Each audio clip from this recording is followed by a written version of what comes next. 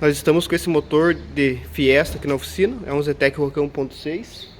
Ele sofreu um superaquecimento, então está sendo feito uma retífica completa nele. E quero aproveitar para falar a respeito desse kit de distribuição aqui.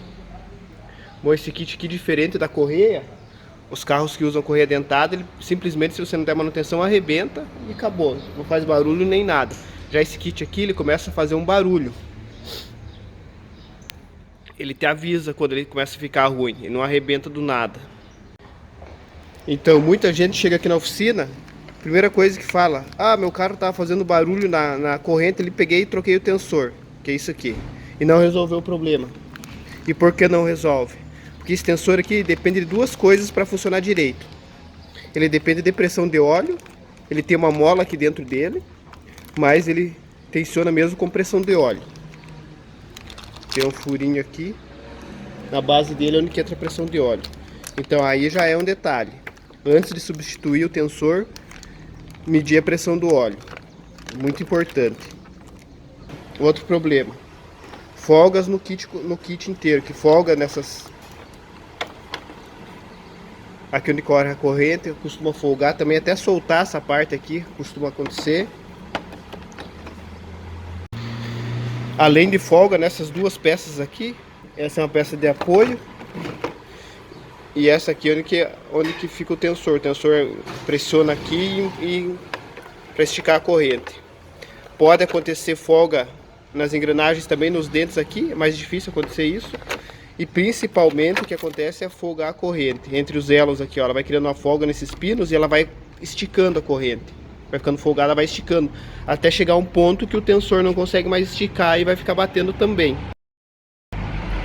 Bom, então quanto ao tensor é isso, não adianta você chegar já querendo ir trocar o tensor hidráulico, que muitas das vezes não vai resolver o problema. Algumas vezes até resolve, mas a maioria das vezes não. Então, só para fechar o vídeo aqui, eu vou mostrar o sincronismo também dessa corrente aqui. E o sincronismo da corrente aqui fica assim. Ela tem dois elos aqui com cores diferentes, que vão na parte da engrenagem do comando, fica entre essa setinha aqui, que é a referência. Na parte do virabrequim, aqui por baixo, tem esse cortezinho aqui na engrenagem, fica posicionado em paralelo com esse elo diferente aqui da corrente, também um elo mais douradinho. Depois de montar aqui tudo certinho, aí é só apertar o tensor aqui. Desde que a corrente não tenha folgas, tenha uma boa pressão de óleo, não vai fazer barulho nenhum, vai resolver o problema de barulho na corrente. É como eu disse, às vezes a pessoa, a primeira coisa que ela condena é o tensor aqui, nem sempre é o tensor.